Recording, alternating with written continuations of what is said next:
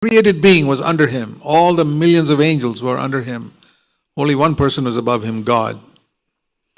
He was not happy with that. He wanted to be the Lord of the universe. And he said, I will ascend. Verse 13. Verse 14, I will ascend. Verse 13, I will raise my throne. So, once you understand the origin of sin, it was a desire to go up above others, to rule over others, to have authority over others, to even become equal to God and go above God. I will raise my throne, verse 13, above the stars of God. I will sit on the assembly. I will ascend above the heights of the clouds, and I will make myself like the Most High God. Here's the origin of sin. Wanting to go up, wanting to be above everybody else, and even to be equal to God.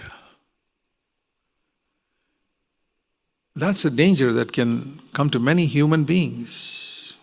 Many dictators in the world act like God in the way they mistreat others and take advantage of others and exploit others. All these men who exploit helpless women.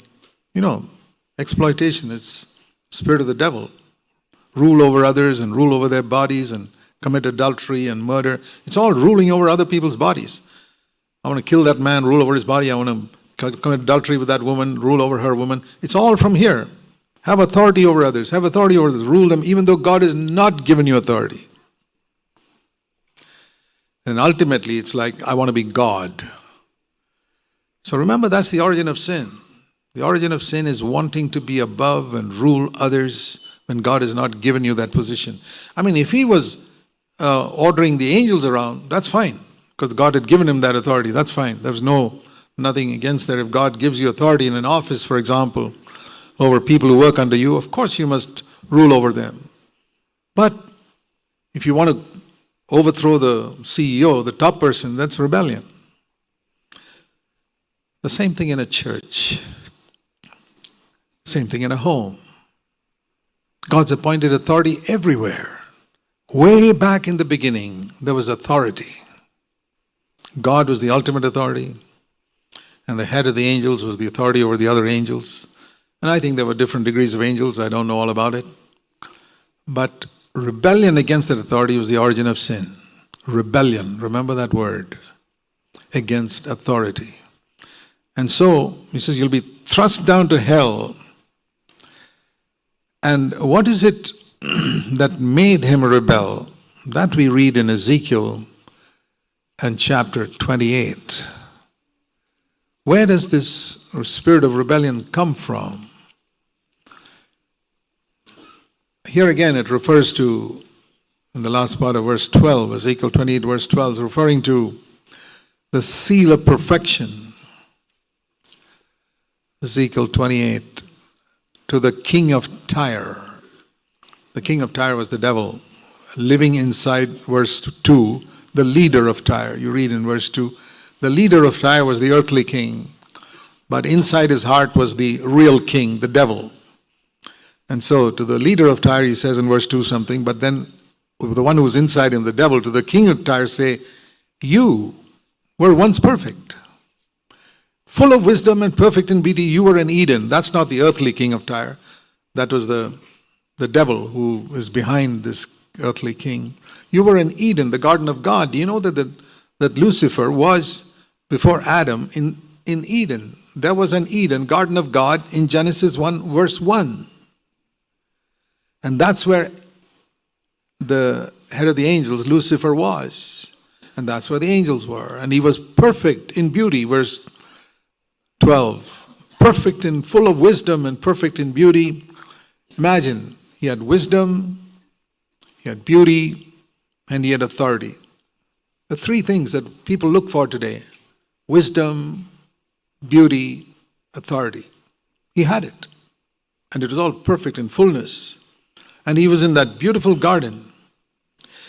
And it's because he was in Eden, and later on he was cast out, that later on when he saw Adam replacing him in Eden, he said, I've got to get this fellow out of Eden. Also, I can't have him replace me. You know, just like if you're dismissed from a position and somebody else, for example, you were an elder in a church and you were removed and somebody else was put as an elder and you're very jealous of that person, you won't submit to him and you want to push him out somehow or the other.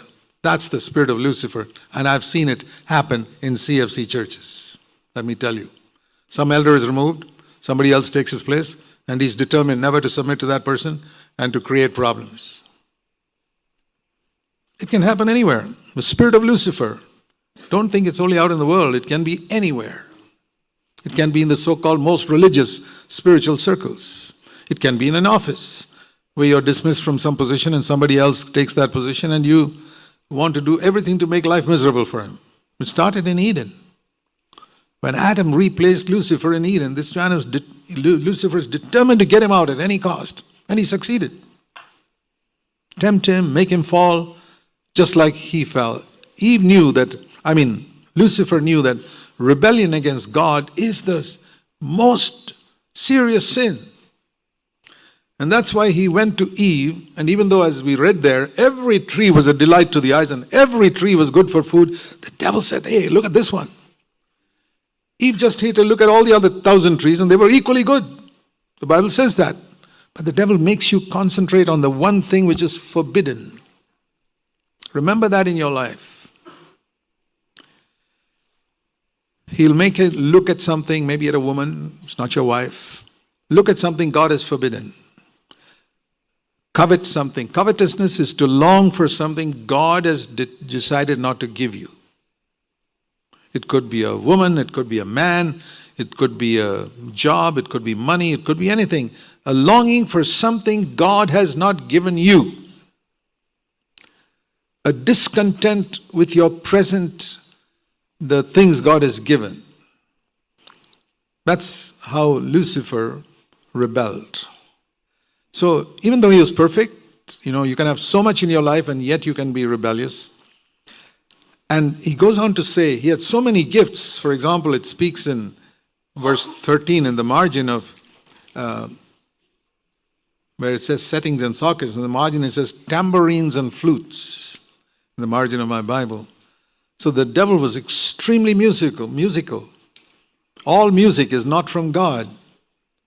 The devil was created with a tremendous gift of music.